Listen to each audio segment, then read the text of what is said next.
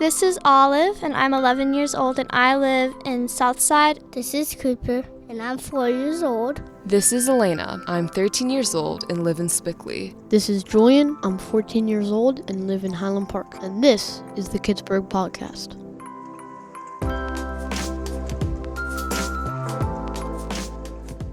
Welcome to the Kidsburgh Podcast. We love interviewing remarkable people and sharing their thoughts with you. And also filling you in on Pittsburgh gems, cool places that you might not know about, but you and your kids will love. I'm Kidsburgh's editor, Melissa Rayworth, and I am here with my friends and coworkers, each of them a parent like me. Hi everybody, I'm the director of Kidsburgh, Yuling Chang, and I can't wait to dive into this episode. Along with an inspiring interview, we've got honest intel from local teens as they answer a question that parents might just be curious about. And I'm Christine Sorensen, a KDKA anchor and Kidsburgh producer, and I'm excited to hear about today's Pittsburgh Gem, which is actually a collection of cool places. Melissa, tell us about them.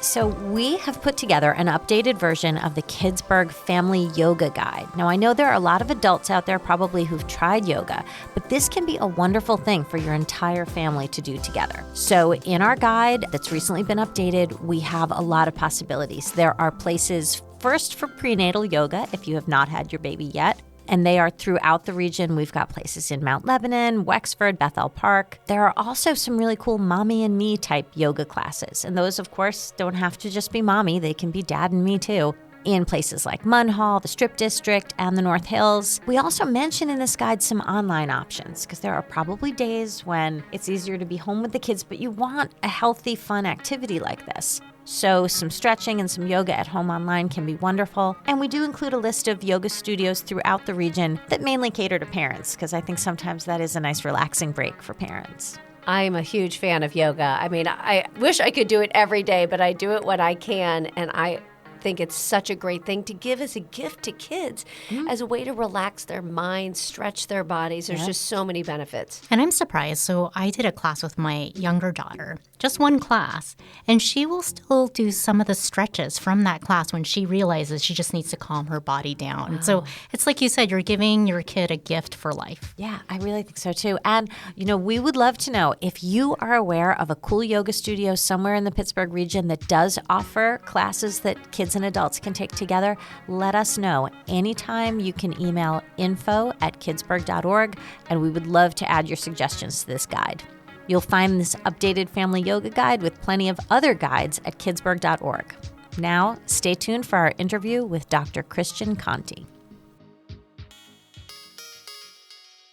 Pittsburgh is Kidsburgh. You're listening to the Kidsburgh Podcast. Parents, how many times have your kids been cranky or they have a tantrum and there's no apparent reason? And kids, I'm sure you remember getting upset and you just really don't know why. Dr. Christian Conte is here to bring some clarity by explaining how our minds often want to match our bodies. Now, Dr. Conte is one of the country's most accomplished mental health specialists in the field of anger and emotional management, and he's the author of Walking Through Anger and Zen Parent, Zen Child, among many other books, podcasts, and TV shows. And we're so excited to have him here in the studio with us in Pittsburgh. Thank you so much for having me. I love being here in person. Absolutely. So, first of all, explain what you mean by how the mind wants to match the body. Okay, so this is one of the most eye-opening concepts that I've ever had the blessing to encounter. I noticed it when I first started doing therapy with people. Let's take a common example. How many times have we all been hungry? And because we were hungry, we felt a little agitated and irritable. And then the next thing you know, we start picking at our loved one. Well, what about this? Let's nitpick that. Let's nag here and there. And the truth is that we feel agitated or irritable because we're hungry. One of the coolest things to learn about neuroscience is that hunger is seated in the middle of what's called the hypothalamus, which is right in the center of your limbic system. In the middle of your emotions is your hunger. So it makes sense when you're hungry, when you're tired, that you're going to feel agitated and irritable. Now, here's the clincher. When your body feels that way, your mind will race to make up a story to make sense. So if I feel agitated and irritable, I'm going to go, well, it must be you. It must be something you're doing or something other people are doing. But when you can learn to say, you know what, I feel really hungry right now. I feel really agitated. I just want you to know it has nothing to do with you. If I come across short right now, I tell my wife, it's just because you look like a piece of pizza to me right now. And if I can just express it, do you understand how many fights and arguments you won't have to engage in because they're unnecessary? If a toddler is upset and crying, you go, oh no, did she eat? Is she well fed? Like, is she tired? We can tell that for infants and toddlers. But somewhere along the way, we forget to look for that. And the truth is we all get hungry every day. We all get tired every day. So this is a really powerful message. Pay attention to how your mind wants to match your body. So this is really interesting. Right? I have 2 kids, and you're right. When they were younger, I had that checklist of like, when did you last eat? Do I need to change your diaper? What do I need to do, right? And I don't have that same checklist as my kids are growing older. So is there a checklist for parents that we should ask ourselves in these moments? And is there a checklist also for the kids that are young? That is a great question. So I believe it begins with ourselves. If you want your children to be Zen, you've got to be Zen yourself. And so when you ask for signals or signs or what can we look for, I would begin with yourself. So I would say, oh, I'm starting to feel agitated right now. Wait a minute. Is this really my loved one? Is it really my children? Is it really the neighbor? Or is it, oh no, I didn't eat yet. I am really hungry. And then you start to check it yourself. And the more you practice it within yourself, the easier it will be to see it in others. Let me give you a real quick example. There's an old adage that says, never go to bed angry. And it's beautiful. It's well-intentioned. Unfortunately, in the world I work in, specializing in violence, I see all too often that people get into unnecessary and really angry fights because either one or both people were overly tired. Remember that hypothalamus. It's right there in the limbic system, and you're tired. So now I feel so cranky, I start fighting. Well, it's got to be this. Well, what about 2 weeks ago? What about 4 years ago? And really intelligent people are creative, so they make up more and more of a story to match. The more the story gets intense, the more extreme words. You never listen to me. Oh, more cortisol, more adrenaline. And so it really becomes a cycle. And then one of the greatest lessons we can teach our children is that just because you feel something doesn't mean you have to run from it. It's okay to sit with an uncomfortable emotion and just sit with it for a moment. You know what? This is really uncomfortable. I don't like feeling like this, but it's okay. It'll have a beginning, a middle, and an end. My emotions, no matter how intense they ever get, will have a beginning, a middle, and an end. Emotions come and go. Actions can't be undone. Unfortunately, words can't be unsaid. Well, and this really makes me think of teenagers because I now have a 20, 18, and 14-year-old, and they need more sleep. They need more food because they're growing, Yep. and their emotions are more extreme because of their developing brains. So that's it. There's an old model called the triune brain. And let's just use this as a metaphor, but it kind of makes sense. As soon as you're born, your base part of your brain, breathing, heartbeat, that's ready to go, fully functional. But then the part of your brain with emotions, well, that's ready to take in experiences. But your higher level thinking, well, that doesn't fully develop. You ready for this? Till mid-20s, which means you have teenagers who are incredibly bright, a lot of emotions, and what they're doing is because they feel so extreme, that frontal cortex isn't fully developed, they'll start to use extreme words. You know, a teenager breaks up after 2 days and say, I'll never meet anyone again. Nothing will ever go my way. Well, those extreme words then infuse more intensity. Here's maybe a best way to teach this. Let's say that we all down 3 energy drinks right now. Okay. Yeah, you think about it. Oh, boy. Our heart starts racing. Our body starts to feel physically anxious. Now, when the body feels physically anxious, our mind, remember, will race to make up a story to make sense. So what do normal, high-functioning adults do? Well, you might say, oh my gosh, I forgot to send that email. I forgot to pay that bill. Did we ever talk to so-and-so about this? And now your creative mind is filling in a reason for why you must feel so anxious versus saying, I just drank too much caffeine right now, and I'm going to need to let this ride out. So the more creative you are, well, the more intense your stories can get. And then when you add extreme words, always, never, nobody, everything, then you add more cortisol, more adrenaline, and it just builds up.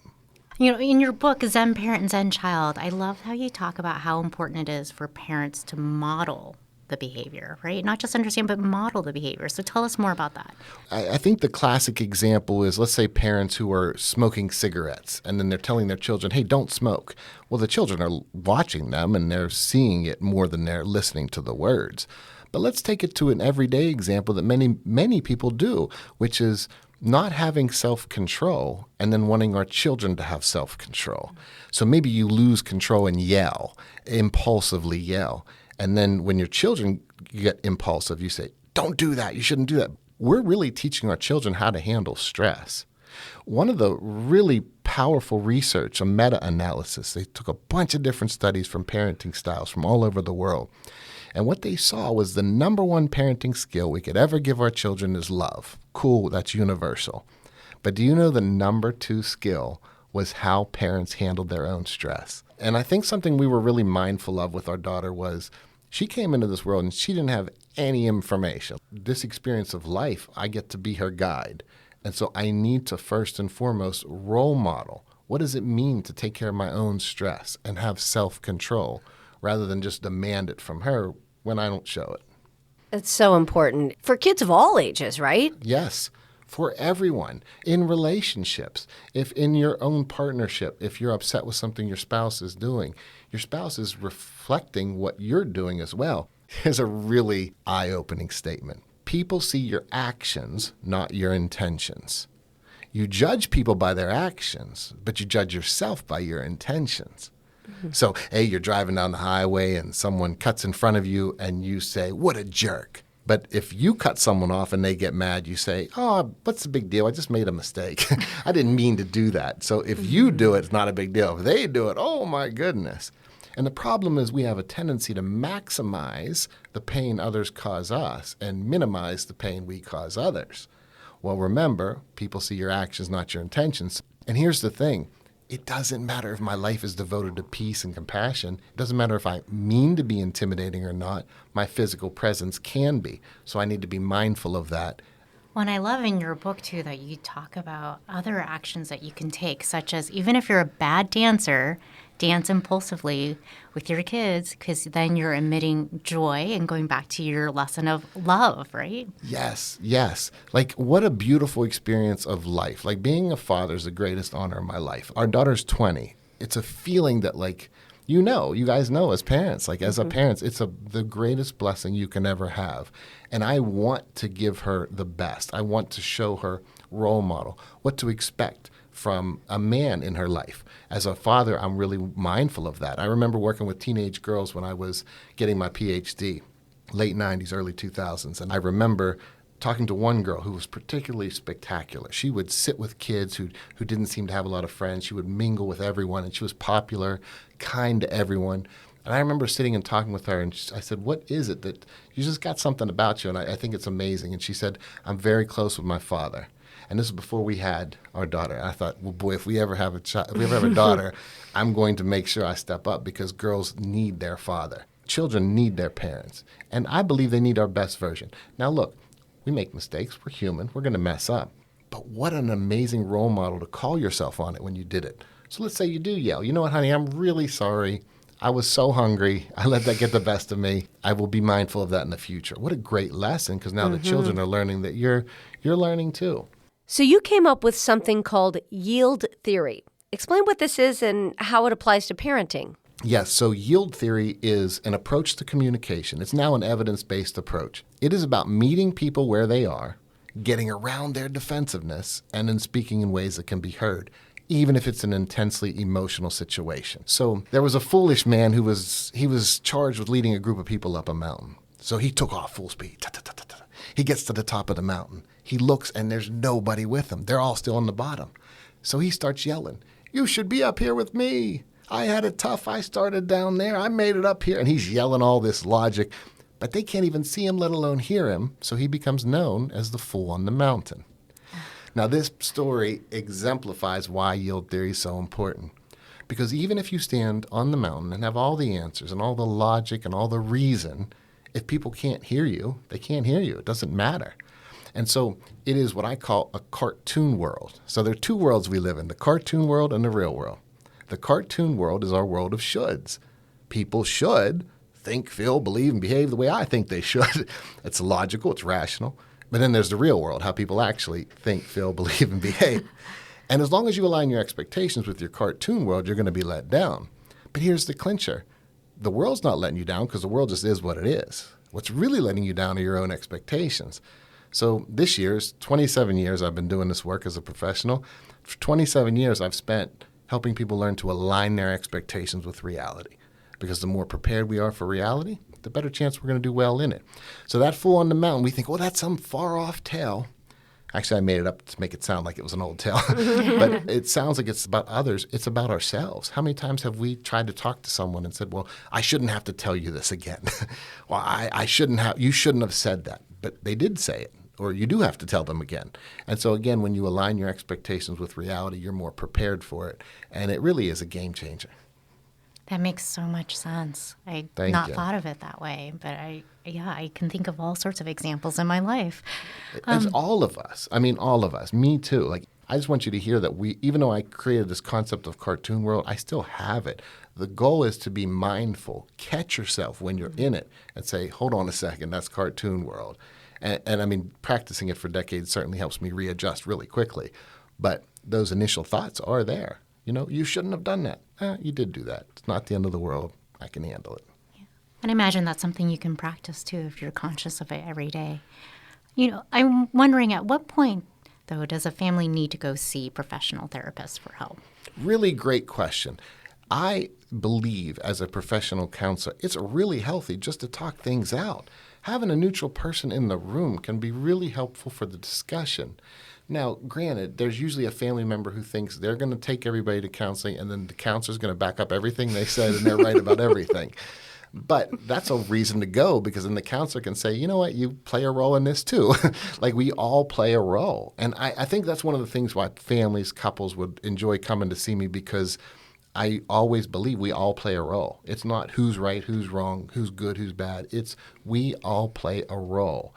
And what a cool example to go to therapy and talk to someone and say, look, the therapist is going, all I can see are your actions. And I know when you do this, this person does this. And the more you learn, this leads to this. And then it gets light shined on it. Just a little step more toward conscious communication. And I think that's a really cool thing. So I don't think you have to wait till anything's broken. I don't think you have to wait till there's a big issue. I honestly think it's really cool just to go and check in on your communication. You might learn little things like people see your actions, not your intentions, or your mind wants to match your body. And you'll be like, hey, this is cool. What's beautiful are the way you just received that information. I never thought about it like that. What an open, beautiful perspective. When you can role model that perspective for children, they learn. It's not about who's right, who's wrong, who has the answers, who doesn't. It's we're all still learning. That's exactly what I was going to say. Everyone has something to learn. I have learned so much from you, Christian. Thank you so much for being part of this today. Thank you for having me. I was so grateful to invite me in person. I love to be in person and actually get to see people.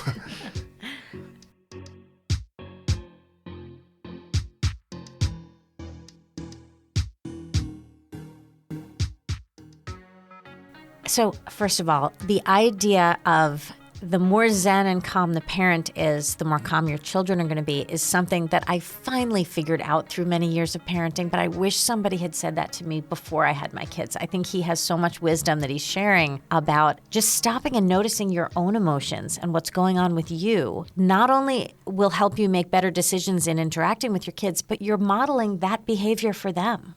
So much of what we do is what they learn, right? I remember he said people see your actions, not your intentions. And often we have good intentions, but maybe that's not how we're acting. But my favorite thing he said is the number one skill of parenting is love. And, you know, we have to sometimes forgive ourselves because we're not perfect, but we do love our kids. And I love that he said, just show that, right? Show how you love your kids. It does not have to be perfect. And what I appreciated from the interview was his comment about aligning expectations with reality, right? Not with this cartoon world that we all want to live in that's perfect, but actual reality and where you are, and that is okay. the whole spirit of this interview, I feel like he was giving great advice about how to be a really wonderful parent, but he also, as a parent himself, has so much understanding that you have to give yourself patience and give your kids patience. I also loved that he mentioned that therapy can be something that you don't have to wait till there's a problem to do. It can just be a wonderful way to work on like family communication. It can just be to make things even better. Right. We go to the doctor annually for our physicals, so why not a mental health check? Yeah. You can find more mental health resources and information at kidsburgh.org. And in a moment, it's time for Tea with Teens. You're listening to the Kidsburgh Podcast. Pittsburgh is Kidsburgh. On this episode of the Kidsburgh Podcast, our team of teen reporters asked other local teens this question. When you're feeling stressed or angry, what are some ways you help your body and mind become more calm? Here's what they discovered.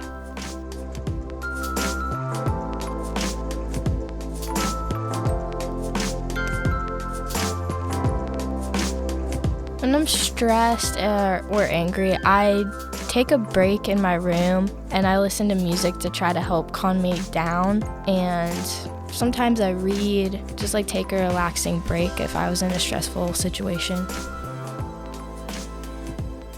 When I feel stressed or angry, I play video games, or sometimes I take a nap, or I can drive, so like I'll go for a drive. I'll say like I'm going to get food or get a snack, and I'll just go drive and listen to music. When I'm stressed or angry, I like to hug my stuffies. I think it was like one of my first ever plushies. It's this really old Red Panda plushie that I'm really attached to. What I like to do to let me relax sometimes when I'm feeling anxious is think of like the bright side of things and maybe do something I enjoy and take a few deep breaths. What I do to relax would be like either talking to my friends, like watching videos to calm down. My name is Laura. I am 13 years old. Hi, my name is Annika. I am an 8th grade student and I live in Mount Lebanon.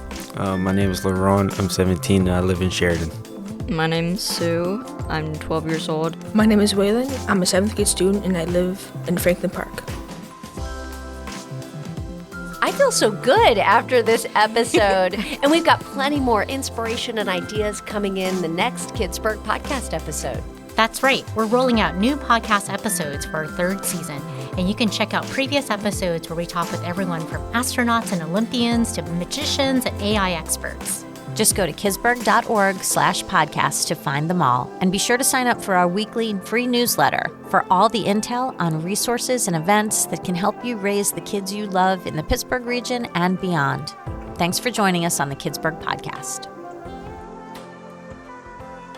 This is Rocco. I'm in 7th grade and homeschooled, and this is the Kidsburgh Podcast. On the next Kidsburgh Podcast, we talk with therapist and gaming expert Matt Missar. Plus, we take you to Museum Lab, and we spill the tea with teens getting their thoughts on what local high schoolers wish their parents understood better about online gaming. Until then, we hope you'll visit kidsburgh.org to find resources, get insight from local experts, and discover all the cool events happening in the Pittsburgh region.